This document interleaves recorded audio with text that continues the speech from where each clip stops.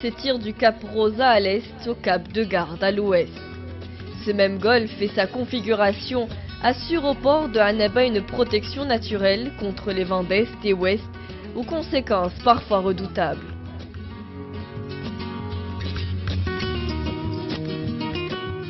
C'est à partir du cap de Garde et son mythique phare que Annaba s'offre aux yeux, tel un amphithéâtre que fortifie le chaînon du Djebel Eddour.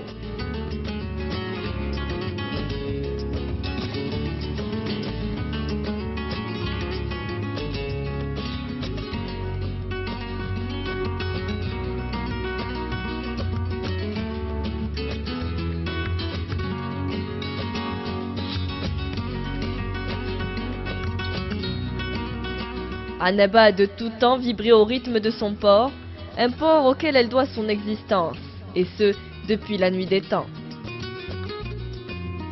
Un véritable pôle économique et industriel tourné vers les pays méditerranéens et le grand large.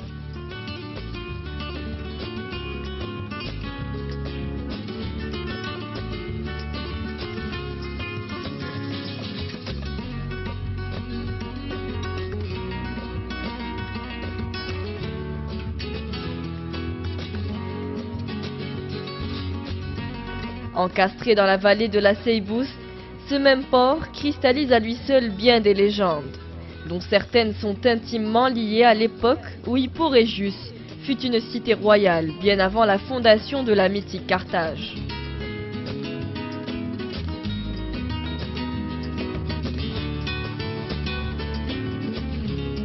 Hippo Regius, Hippone, Bona et Annaba sont là pour rappeler à bien des égards le riche et prestigieux passé de cette cité méditerranéenne, qui fut tour à tour numide, phénicienne, carthaginoise et romaine.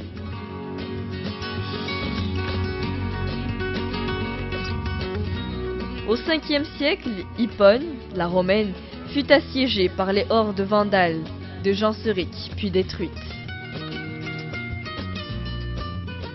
Hippo Regius, Hippone, dont vous venez de parler, qui veut dire Hippone la royale, il ne faut pas l'oublier. Donc elle a été résidence royale plusieurs fois dans son histoire, mais auparavant, elle était probablement un port punique. Et l'autre jour, un archéologue algérien qui est en train de remettre en état les ruines d'Hippone m'a fait remarquer qu'il existait un premier port ancien en retrait par rapport au port romain. Donc il est probable que ces traces-là révèlent la présence des Carthaginois, donc à une époque qui doit remonter à quelques siècles avant Jésus-Christ. Donc ensuite, ce sont les Romains qui ont occupé cette région de manière relativement importante jusque, disons, à l'invasion des Vandales, c'est-à-dire donc au 5e siècle.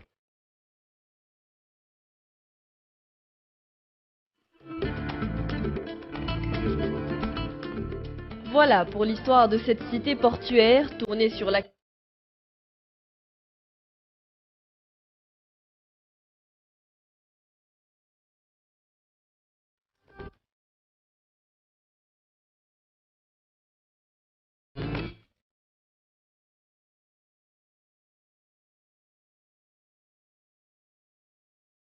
Aujourd'hui, son port évolue au gré de la dynamique économique du pays.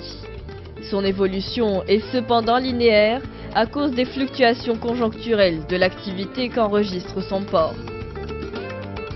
Un port dont la santé et surtout la sécurité tiennent, selon la légende populaire, au saint patron de la... Que les compagnies et les ports.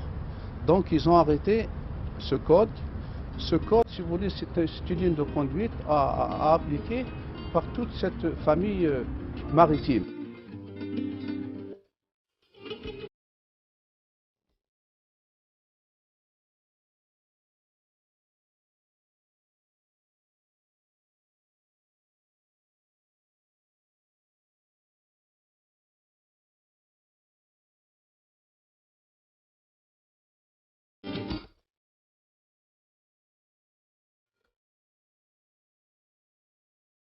Il s'agit donc d'un port à la fois commercial et industriel, mis aux normes de gestion et de sécurité internationale.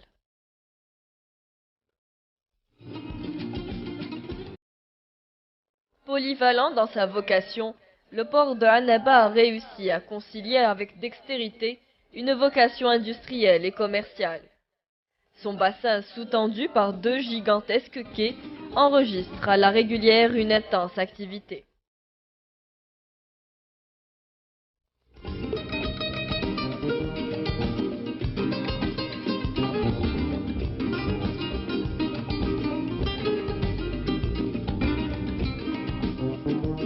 Du nord au sud, ce même bassin et ses multiples quais ne cessent d'engranger performance sur performance grâce aux intenses flux et reflux de marchandises, produits industriels, finis ou semi-finis, et conteneurs dont le port essaie de développer ce créneau très porteur.